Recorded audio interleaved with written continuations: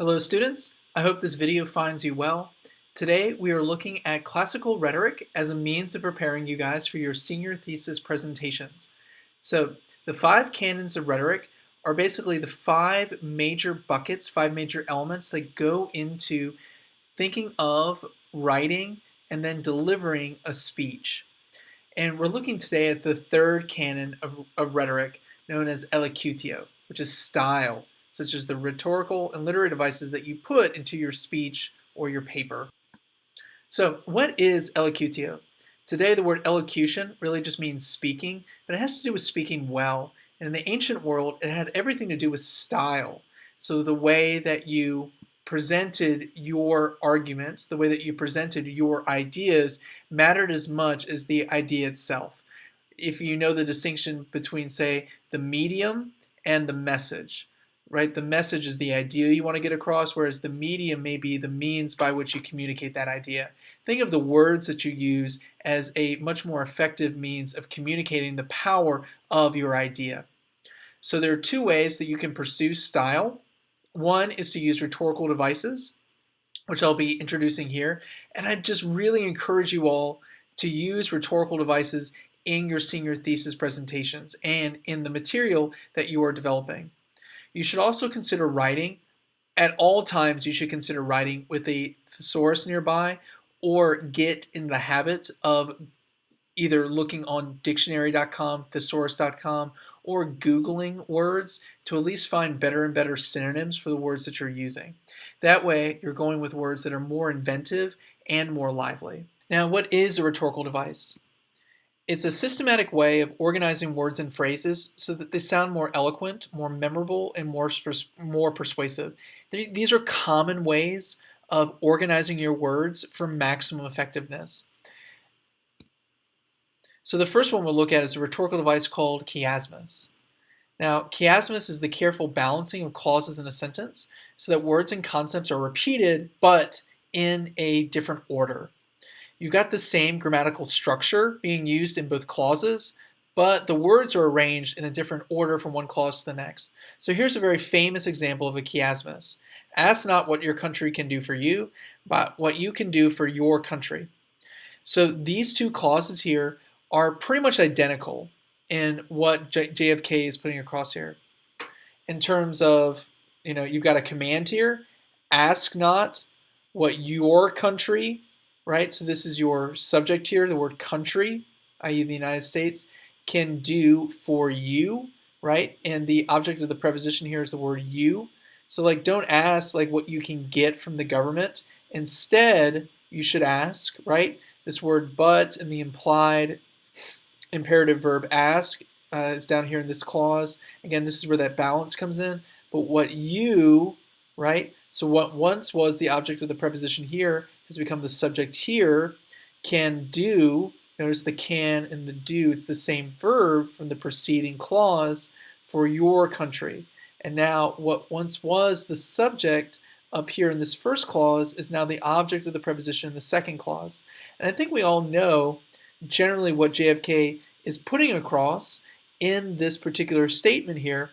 We should really try to do all the good that we can, rather than seeking to get as many benefits as we can from those around us, whether it's benefits from the government, rent seeking, things like that. Instead, we should try to be more altruistic and see what we can do for our fellow man. John F. Kennedy was a brilliant speaker, and he cast a vision for the role of the United States and for the people in the United States about what they could accomplish if they just tried harder. So this is a good example of chiasmus. It's grammatically balanced clauses in a sentence with flipped around word order. The second rhetorical device I'd like to give for your consideration is polysyndeton. Now you have to be very careful with polysyndeton. It's the excessive use of conjunctions in a sentence, and it conveys a sense of excitement and urgency.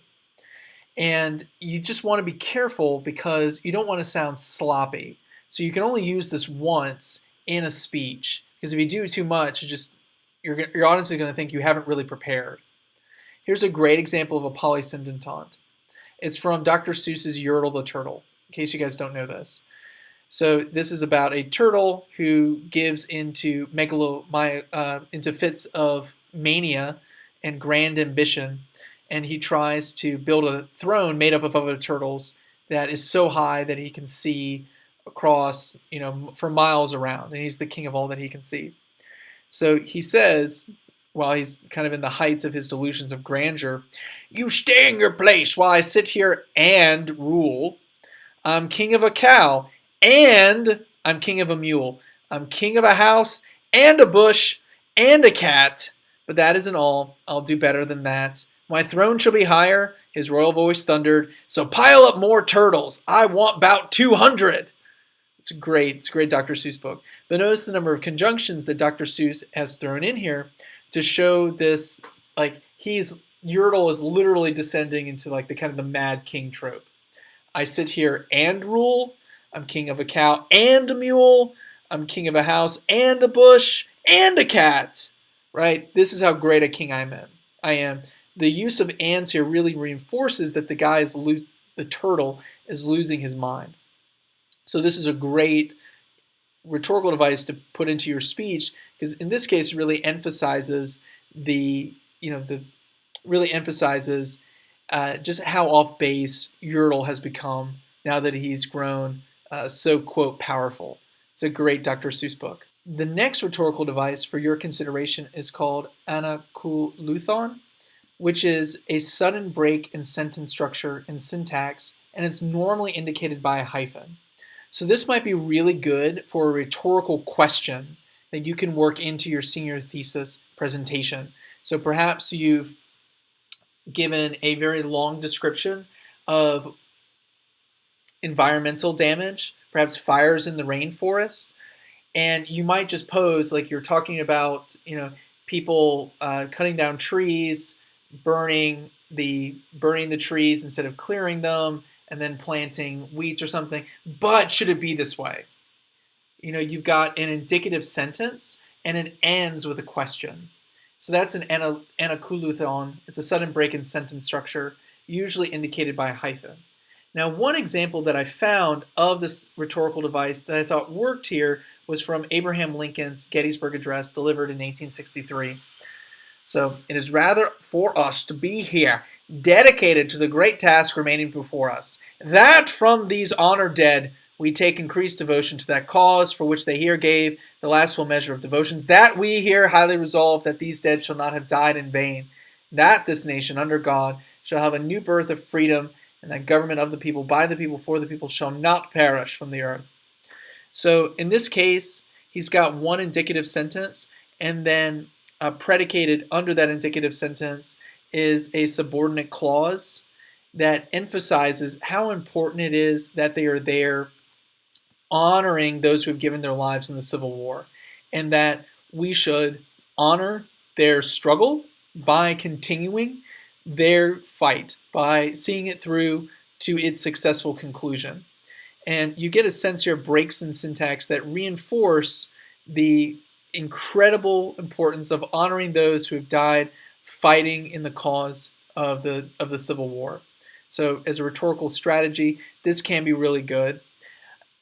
It probably would be better if there were rhetorical questions that were thrown in there. So consider that, and I'll bring that out in some of our office hours time as well.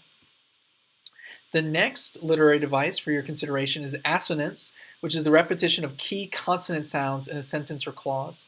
Now this is helpful because it just sounds really good to your listeners. So here's an example from John Milton's Paradise Lost and his description of Satan. If you're familiar with the poem, Satan has transformed himself into a snake, which Milton emphasizes by the use of hiss-like S sounds. So here's the way he describes Satan. At first, as one who sought access but feared to interrupt, sidelong he works his way, as when a ship by a skillful steersman wrought nigh river's mouth or forehead, where the wind veers off, as off so steers and shifts her sail. So assonance is this repetition of key consonant sounds. This one just works really well because we all know that snakes make hissing sounds, and the frequent S sounds here reinforce the idea that Satan is now in the form of a snake, and snakes talk like this, they hiss. So it makes it very memorable and certainly very pleasing for the people who are reading this poem because it shows how in control John Milton really is as he's describing the Dark Lord, Satan, the Prince of Darkness. All right, next rhetorical device is alliteration. Alliteration is the repetition of key vowel sounds in a sentence or speech. This may not be the best one here, but Veni, Vidi, Vici, from Julius Caesar, I came, I saw, I conquered. Now that I'm thinking of it, I found this on a list of rhetorical devices, but it's the repetition of a V sound, which is a consonant sound. But just note that alliteration is the repetition of key vowel sounds in a sentence or speech. Now, there are also types of style that you should consider when you're thinking about what kinds of words should I choose in putting together my senior thesis presentation. And the ancient rhetoricians differentiated between three different forms of style. The first was called the attentio, I can't pronounce this, but attenuata, which is a low or plain style, which is appropriate for instructing. Second, you had a mediocris or ribustia style, which is a middle or a forcible style.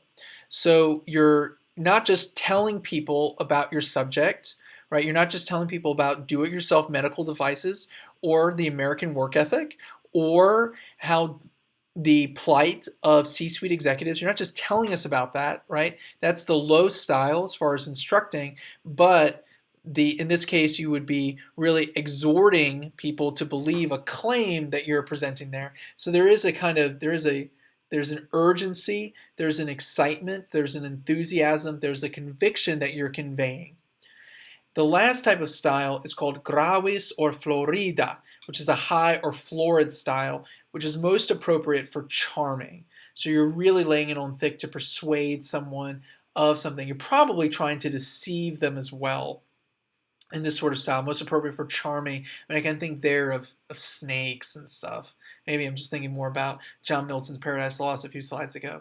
Now, for your presentation, the style that I would recommend that you should be thinking about is the mediocris or the ribustia style, a middle or forcible style, because you are urging your audience to believe in the claims that you're putting forward in your senior thesis presentation.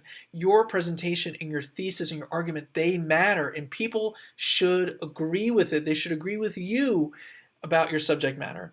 So this is the style I would go for. You're not just telling us and you're not charming us. Rather, you're exhorting us. You are moving us to believe in something that we weren't really sure of before you began to speak. I hope this is helpful as you think through your senior thesis presentation. Please email me if I can be of any help. And until we'll see you guys again, as always, stay classy and stay classical.